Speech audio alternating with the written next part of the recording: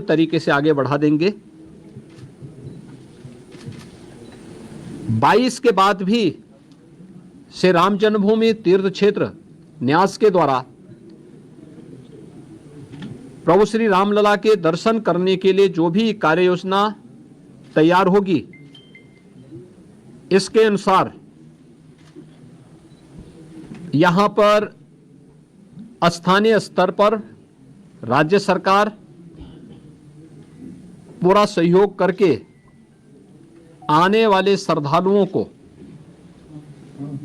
यहां पे पूरी श्रद्धा के साथ उन्हें दर्शन करने का अवसर प्राप्त होगा, यह व्यवस्था सुनिश्चित करने के लिए अपने स्तर पर पूरा सहयोग दे रही है।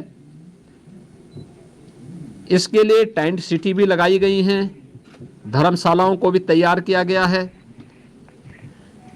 होटल्स भी यहां बने हुए हैं।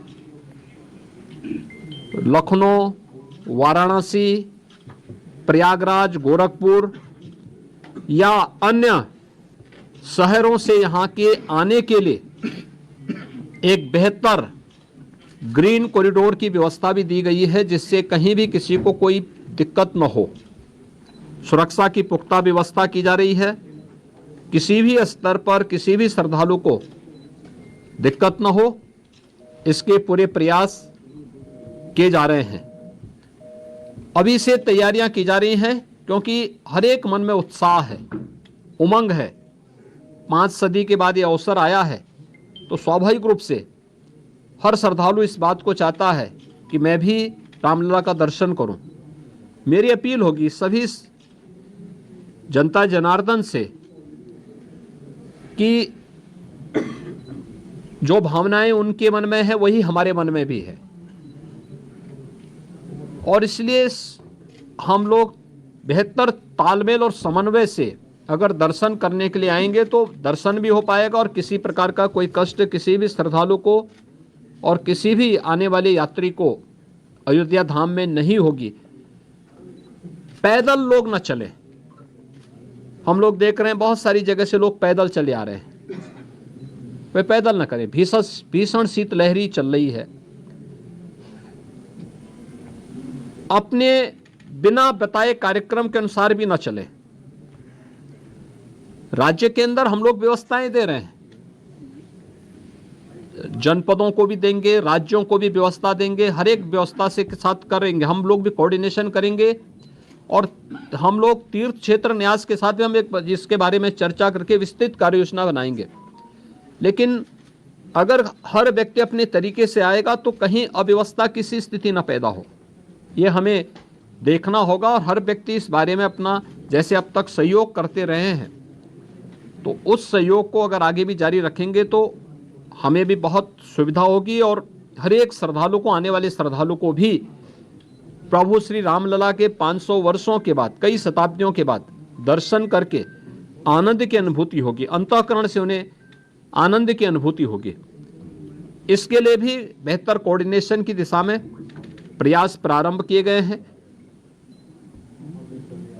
मैं पूरे विश्वास के साथ कह सकता हूं कि जैसे कार्यक्रम अब तक सभी सकुशल संपन्न हुए हैं, 22 जनवरी का कार्यक्रम भी एक ऐतिहासिक कार्यक्रम है।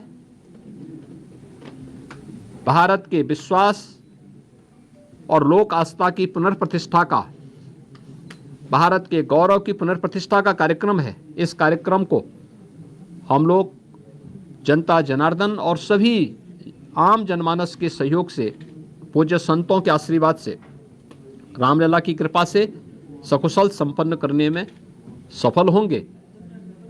आप सब भी यहाँ पर इस भीषण शीतलहरी में हैं।